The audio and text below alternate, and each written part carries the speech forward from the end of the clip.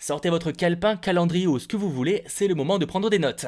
Hey les geeks, c'est Mathéo et on se retrouve comme chaque mois pour les nouveautés Netflix du mois et en l'occurrence celle de septembre. Et vous allez le voir, j'ai sélectionné plus d'une soixantaine de nouveautés qui arrivent au catalogue en France et franchement on est pas mal. Sachant que comme je viens de le préciser, il s'agit du catalogue français, même si normalement pour tout ce qui est programmes originaux, ça sort plus ou moins partout en même temps.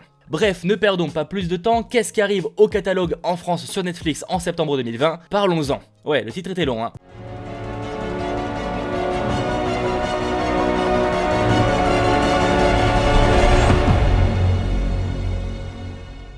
On commence le 1er septembre avec l'ajout de quelques films français, notamment Taxi 2, Taxi 3 et Taxi 4. Pas de Taxi 1. Et bon, vite fait, pour ceux qui ne connaîtraient pas, c'est l'histoire d'un chauffeur de taxi marseillais, pas comme les autres, qui va aider la police, globalement. Toujours niveau film français, on a aussi Lucky Luke, celui avec Jean Dujardin dans le rôle titre. Alors qu'il est aujourd'hui une légende, l'homme qui tire plus vite que son ombre retourne dans sa ville natale pour y faire le ménage. Et pour en terminer avec les films français qui arrivent le 1er septembre, on a le drame avec Claude Brasseur, Détective. En gros, plusieurs histoires se croisent dans un grand hôtel parisien. En plus de Détective, s'ajoutent aussi les À bout de souffle, Le Mépris ainsi que Alphaville. Et n'oublions pas non plus la comédie policière de François Ozon, 8 femmes, avec Catherine Deneuve ainsi que Isabelle Huppert. Toujours niveau film, arrive le célèbre Indiana Jones et l'aventurier de l'Arche perdue. Premier opus de la saga culte sur l'aventurier campé par Harrison Ford et réalisé par Steven Spielberg. Des artefacts vont mener cet aventurier jusqu'à l'Arche d'Alliance, une pièce historique au pouvoir inimaginable, dont Hitler lui-même cherche à s'emparer à tout prix. Autre style, la malédiction de Chucky. Il s'agit en fait du 6e volet d'une série de films mettant en scène le personnage de Chucky, que vous connaissez probablement au moins de nom.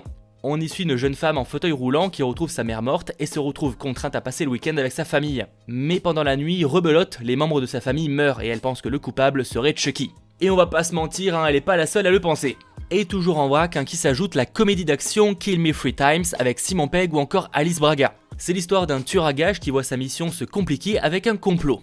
Autre style, Le Match, un film italien, ou encore le film fantastique Max et les Maxi-Monstres. Max est un garçon sensible qui se sent incompris par les siens. Il atterrit alors sur une île où il rencontre de mystérieuses et étranges créatures. Il va alors être couronné roi et promettre de créer un monde où chacun trouvera le bonheur. Mais ça, évidemment, c'est dans la théorie.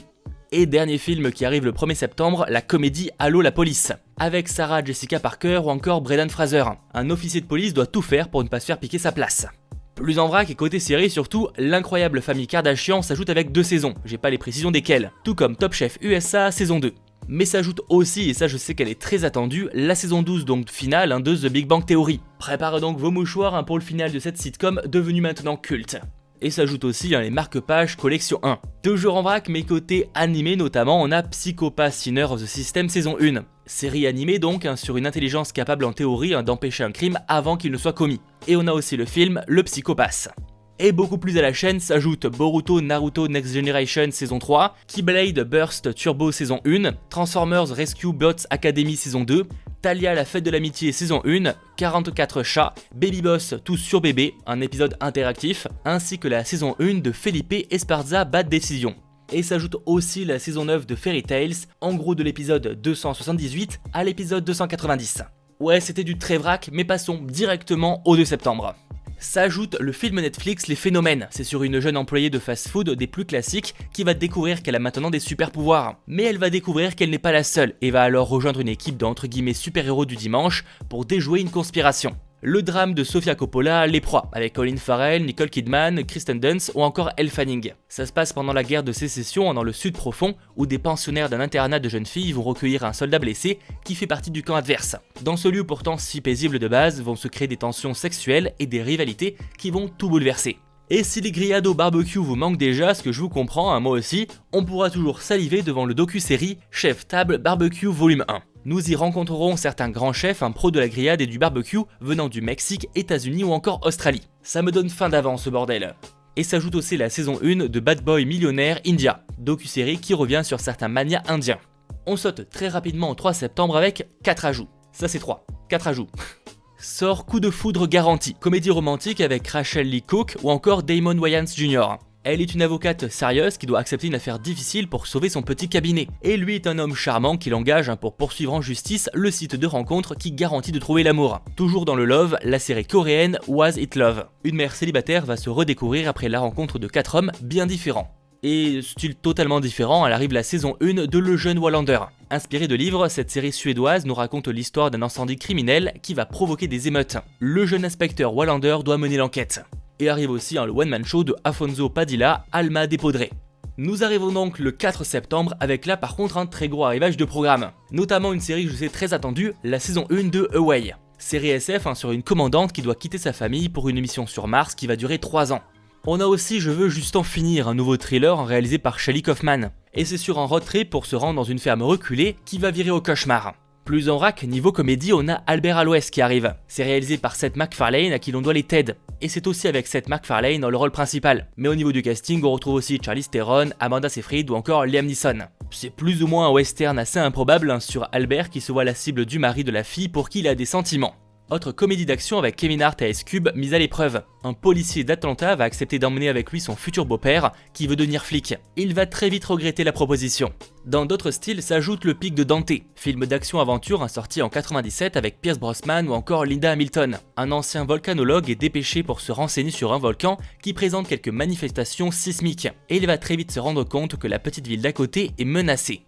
L'échange, le thriller de Clint Eastwood sorti en 2008 avec Angelina Jolie et encore John Malkovich. Ça nous plonge dans le Los Angeles de 1928 et on y suit Christine dont le fils a disparu. Quelques mois plus tard, on lui affirme que son fils est de retour, mais elle sait que ce n'est pas lui.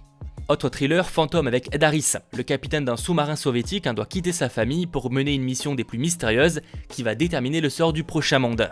Sinon s'ajoute aussi Blanche-Neige, le plus horrible des contes, film d'épouvante horreur avec Sigourney Weaver et Sam Neill, sorti en 97. Une nouvelle revisite de ce célèbre conte de Grimm, qui est très loin de la version Disney. Une femme décide de faire tuer sa belle-fille qu'elle accuse d'être responsable de sa fausse couche. Cette dernière s'échappe et se retrouve refuge auprès de 7 vagabonds. Ingrid perd le Nord ou encore Insta Life en VO. C'est une comédie avec Aubrey Plaza ou encore Elizabeth Olsen. Ingrid est une jeune fille fascinée par la vie de rêve que font miroiter les starlets d'Instagram. Elle décide alors de s'installer à Los Angeles pour s'immiscer justement dans la vie de l'influenceuse qu'elle adule. Mais vous allez voir que de stalkeuse à fan, il n'y a qu'un pas. Et arrive aussi la comédie d'horreur La Reine des Vampires. Un inspecteur est engagé pour mener l'enquête sur une maison close soupçonnée d'avoir recruté des femmes assoiffées de sang. Et arrive aussi le 4 septembre un Spirito Gallo en toute liberté à l'école d'équitation partie 2. On fait un petit bond dans le temps histoire de justement pouvoir tout regarder et on arrive le 7 septembre. Sort La Sagesse de la Pieuvre, documentaire sur une amitié assez improbable, faut l'admettre, entre un réalisateur et une pieuvre. Mais arrive aussi la mini-série d'espionnage Spy. D'après l'histoire vraie d'Eli Cohen, un agent israélien ayant infiltré les plus hauts niveaux militaires politiques de la Syrie dans les années 60. Le 8 septembre, sinon, on a aussi la comédie indienne Cargo, ainsi que le film coréen Alive et la saison 2 de Starbeam. Ah si, on a un troisième ajout, un film français Une vie violente. On saute très rapidement au 9 septembre avec 2 ajouts. S'ajoute Trop d'amour à donner, comédie musicale venant d'Argentine, ou encore Derrière nos écrans de fumée, documentaire sur le dangereux impact des réseaux sociaux. Et le 9 septembre, j'allais l'oublier, mais on a aussi la mini-série La Linea dans l'ombre du narcotrafic. Ça va nous plonger dans une ville côtière d'Espagne, plaque tournante de la drogue en Europe. Bon, ça c'était un peu calme, passons au 10 septembre, il y a un peu plus de nouveautés. Sort notamment la saison 1 de Julie and the Phantom. Une ado passionnée de musique aide un trio de fantômes à avoir le succès qu'il mérite. Et sort aussi la saison 2 de The Gift, une peintre d'Istanbul qui découvre de mystérieux secrets sur un site archéologique. La saison 1 de Idun, série animée japonaise où 2 ados doivent protéger des réfugiés. Et sort aussi, ça je sais que c'est très attendu, The Babysitter Killer Queen. La suite donc à The Babysitter, sorti genre en 2017. Ça se passe 2 ans après le premier film et les démons dont son ancienne babysitter satanique reviennent en école alors qu'il tente d'oublier cette soirée qui l'a traumatisé. On arrive donc le 11 septembre avec la saison 2 de Family Business, suite de la série française qui était ma foi plutôt cool. C'est sur une famille qui va se lancer dans le business du cannabis quand ça devient légal en France, mais vous imaginez bien que c'est beaucoup plus compliqué. Et arrive aussi Duchesse, sur une mère célibataire qui veut combattre le mal par le mal en faisant un enfant avec son pire ennemi. Ouais, j'avoue que dit comme ça, je comprends pas vraiment l'idée.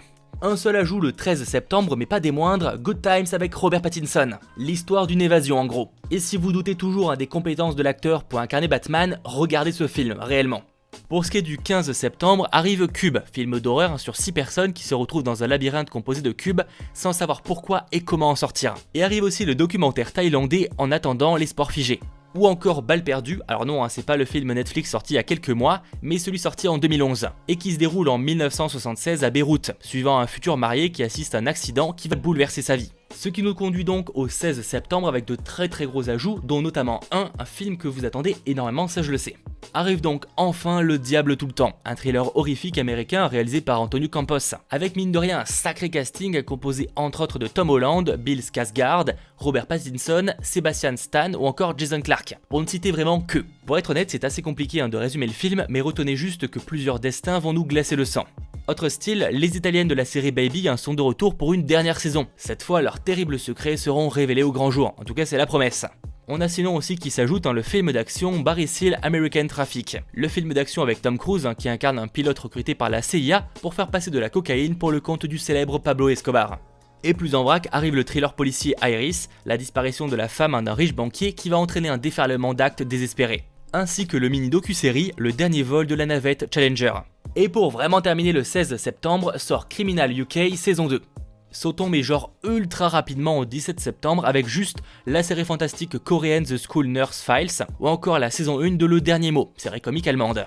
On a aussi d'autres ajouts comme Gims, un documentaire sur l'artiste, ainsi que la série animée Dragon's Dogma, inspirée du jeu du même nom. Un homme cherche à détruire le dragon qui a brisé sa vie, mais il en perd son humanité. Pour ce qui est par contre du 18 septembre, 2 programmes à ne pas manquer. Déjà la série animée Jurassic World de la colo du Crétacé, saison 1. On est de retour à Isla Nublar dans cette sorte de version parallèle à Jurassic World 1. L'histoire se déroule donc en même temps que le film, mais dans un camp de vacances pour ados. Et si vous avez vu le film, vous savez que tout part à volo à un moment. Bref, j'espère vraiment que c'est pas uniquement à destination des enfants parce que vraiment il y a du potentiel. Et sort sinon la saison 1 de Ratched, nouvelle production de Ryan Murphy à qui l'on doit les American Horror Story ou encore plus récemment Hollywood. D'ailleurs, matez cette série, elle est juste excellente. La talentueuse Sarah Paulson y incarne une infirmière en 1947 qui semble tout à fait normale, mais elle est sur le point de devenir un véritable monstre. Elle va être la cause de plusieurs meurtres au sein du système hospitalier américain. Et oui, c'est une sorte de préquel du film Vol au-dessus d'un nid de coucou. Cela joue le 20 septembre, mais pas des moindres, American Horror Story 1984. En gros, c'est la saison 9 de cette série d'anthologie d'horreur qui rend hommage aux films comme Vendredi 13 ou encore Halloween. Pour ce qui est sinon du 23 septembre, là aussi film très attendu, finalement tous les films très attendus arrivent fin septembre, on a Enola Holmes. Prévu à l'origine pour le cinéma, il a été racheté il y a quelques mois par Netflix. Au casting, la célèbre Millie Bobby Brown ou encore Henry Cavill, Sam Claflin ou encore Helena Bonham Carter. C'est les enquêtes d'Enola Holmes, petite sœur de Sherlock Holmes. Et de ce que j'ai compris, c'est un personnage un peu en dehors de la société qui ne respecte pas les codes. Sa mère a disparu, elle va alors mener l'enquête. Et visiblement, elle va beaucoup casser le 4ème mur. Ça me rappelle un peu Dickinson sur Apple TV+, dans le ton. Et sinon, pour terminer, le 25 septembre arrive Sneaker Addict. C'est pas un docu-série, contrairement à ce qu'on pourrait croire, mais c'est sur un père de famille qui retombe dans son obsession d'avoir tout un tas de sneakers.